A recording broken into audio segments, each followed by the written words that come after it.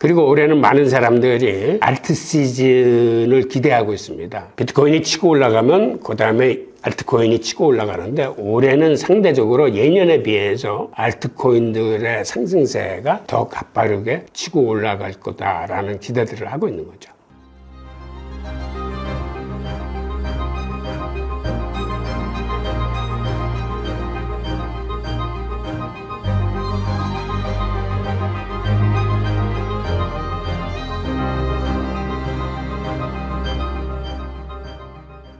자, 지금 말씀드린 대로 이런 레이어2 코인들을 통해서 이더리움의 확장성이 개선되고 수수료가 싸졌습니다. 즉, 이 얘기는 지난해 이더리움은 댕쿤 업그레이드라는 걸 통해서 속도를 빨리 하고 가스비를 낮추는 데 성공을 했어요. 그런데 반면에 이렇게 레이어2에서 거래가 증가되다 보니까 단점은 뭐냐 하면 메인넷인 이더리움의 수수료가 상대적으로 줄어드는 결과를 보이고 있습니다. 지금 밑에 그래프에서 보시는 것처럼 업그레이드에 성공해 놨더니 수익의 결과물들은 오히려 레이어2 코인들이 대부분 가져가면서 이더리움 자체의 수익은 이렇게 줄어드는 모습을 보이고 있어요. 그런데 나름대로 업그레이드를 통해서 처리 속도도 빠르게 하고 수수료를 낮춰놨더니 그 다음엔 또 무슨 문제가 생기냐 하면 많은 다른 프로젝트들이 이더리움 네트워크에 들어와서 또 활동을 하기 시작하면서 다시 처리 속도가 늦어지고 수수료가 올라가는 이 문제가 지금 반복되고 있습니다. 그래서 이더리움 같은 게 생각보다는 업그레이드의 개선에 성공했다고 그러는데 왜 거래 처리 속도가 좀 늦어지고 수수료가 다시 상승하지 하는 요인은 그만큼 병력 현상이 다시 더 심해지고 있기 때문에 그런 현상이 나타나는 겁니다. 그래서 이것도 결국은 레이어2 코인들의 또 롤업 기술 같은 걸 활용해서 또 그쪽에서 거래 처리 속도를 빨리 할 수 있는 이런 기술이나 그런 코인들이 더 등장해서 이 문제를 이제 해결해야 되겠죠. 자, 그러면 이더리움의 발전 방향을 좀 들여다보겠습니다. 우선 6단계 업그레이드가 있었다고 그러는데 기본적으로 1단계는 예전에 처리를 했고 2단계가 서지 업그레이드라는 건데 이게 바로 초당 처리량을 10만 개까지 높일 수 있는 이런 업그레이드입니다. 그래서 서지 업그레이드는 지난해에서부터 지금 시행을 하고 있어요.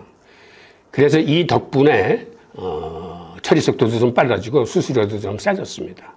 그리고 앞으로 이제 또 중점적으로 처리해야 될 게 지금 화면에서 보이는 스쿼지 업그레이드, 버지 업그레이드, 퍼지 업그레이드, 스플러지 업그레이드가 있는데 이거의 자세한 사항은 이 내용을 한번 읽어보시기 바랍니다. 그리고 우리가 올해 좀 주요하게 들여다봐야 될 포인트는 뭐냐면 올해는 상반기에 팩트라 업그레이드라는 걸 이제 시행을 할 겁니다.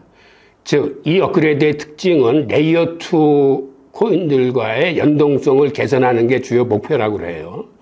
그 다음에 앱 체인이 증가하고 있는데 이거는 그 메인넷 이더리움 입장에서는 이런 유동성이 분산되기 때문에 이런 디앱들이 즉 메인넷 위에서 구동되는 디앱들이 독자적인 체인을 만들면서 늘어나는 건 좋은데 그렇게 늘어나다 보니까 이더리움 자체에서는 유동성이 다른 레이어2 코인으로 분산되는 이런 약점을 보이고 있습니다. 그리고 이렇게 레이어2로 트래픽이 옮겨가면서 이더리움의 수수료 수입이 지금 줄어들고 있다고 그랬잖아요. 그래서 앞으로 이 관계가 어떻게 진행되는지도 우리들이 들여다봐야 되겠습니다.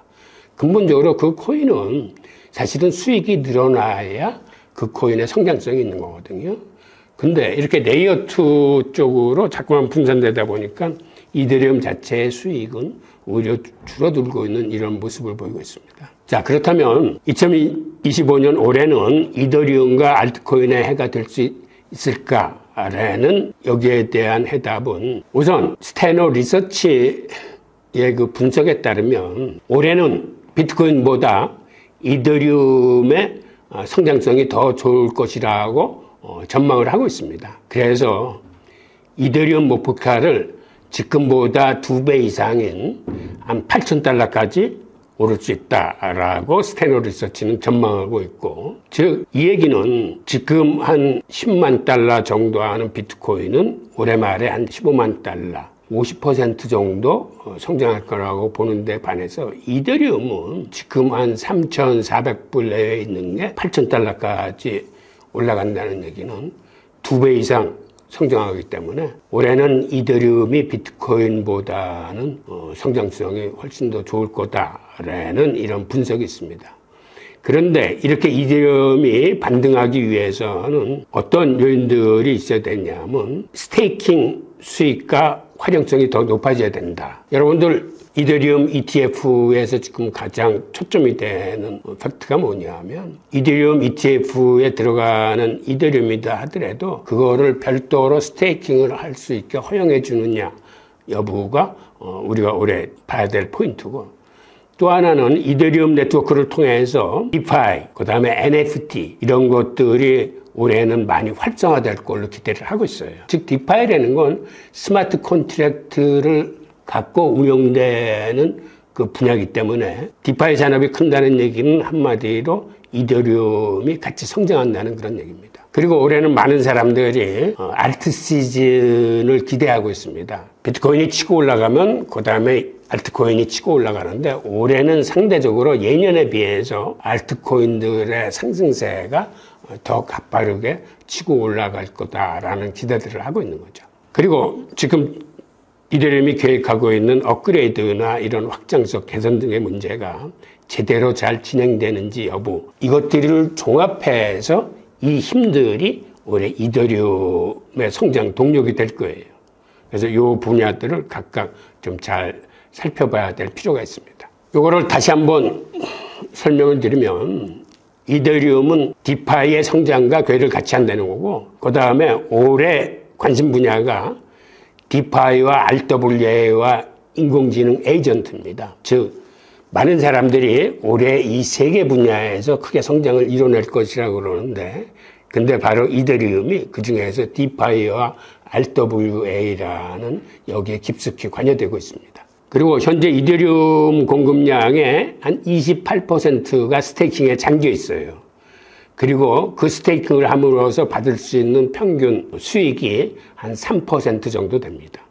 한마디로 우리가 은행에 돈을 예치해 놓고 이자를 받듯이 이더리움도 노드나 디파이, 탈중앙 금융 같은 데 예치를 해서 받을 수 있는 이자 금액이 한 연 3% 정도 되기 때문에 거기에 잠겨 있는 물량이 한 28% 정도 된다. 그래서 지금 이더리움 기반의 그 총 예치금은 한 700억 달러 정도 됩니다. 그런데 앞으로는 이게 더 커질 가능성이 있어요. 그리고 올해 중요한 특징을 분석기관들은 어떻게 보냐면, 지금 비트코인 도미넌스가 한 56% 정도 되죠. 암호화폐 전체 시총에서 차지하는 비트코인 시총이 한 56% 정도 되는데, 올해는 이 도미넌스가 45% 정도로 줄어들 거라고 전망들을 하고 있습니다. 즉, 이 얘기는 다시 뒤집어서 얘기하면 알트코인의 시총이 그만큼 상대적으로 더 커진다는 거예요. 즉, 알트코인의 성장성이, 즉 가격 상승률이 더 높아진다는 거를 의미를 합니다. 그 다음에 지난해 댕쿤 업그레이드에 이어서 올해 이 팩트라 업그레이드를 하면 근본적으로 거래 비용을 절감하고 처리 속도를 향상시키면서 데이터 용량을 확장하게 되는 그런 결과를 얻어들일 겁니다. 그래서 올해 1분기에 이 팩트라 업그레이드가 진행되는데, 이 업그레이드는 두 차례의 하드포크로 나누어 진행된다고 합니다. 그리고 사용자들은 이제는 이더리움 이외의 암호화폐로 이 수수료를 지불할 수 있는 그런 시스템이 된다고 합니다. 이런 기술적인 개선은 이더리움 생태계를 더욱 확장시키게 될 것으로 보고 있습니다. 그리고 마지막으로 비트코인과 이더리움의 상관관계를 보겠습니다. 지금 이 그래프가 지난 2년 동안의 비트코인 가격과 이더리움 가격의 상관관계를 보면은 한 75% 정도 그 유사한 궤적을 그리고 있는 것을 볼 수 있습니다. 즉, 먼저 비트코인이 치고 올라가면 그거와 거의 동시에 뒤쫓아서 이더리움이 비트코인 상승률의 한 75% 정도는 같이 상승했다 이렇게 보시면 되는데 이게 앞으로는 크게 변화될 거라고 보고 있는 거죠. 이제는 무슨 얘기냐면 비트코인이 치고 올라가면 그 뒤에 이더리움이 더 세게 치고 올라갈 수 있다라는 그러한 의미입니다. 자, 오늘 이로써 우리가 이더리움의 기본적인 펀더멘탈이 어떻게 구성되어 있고 우리가 들여다봐야 될 포인트는 뭔지, 그리고 이러한 업그레이드 계획들이 계획대로 잘 진행된다면 올해는 이더리움의 성장성이 비트코인보다는 훨씬 높을 거라고 기대되기 때문에 이러한 일련의 과정들을 좀 세심하게 주목해야 될 필요가 있습니다. 자, 감사합니다.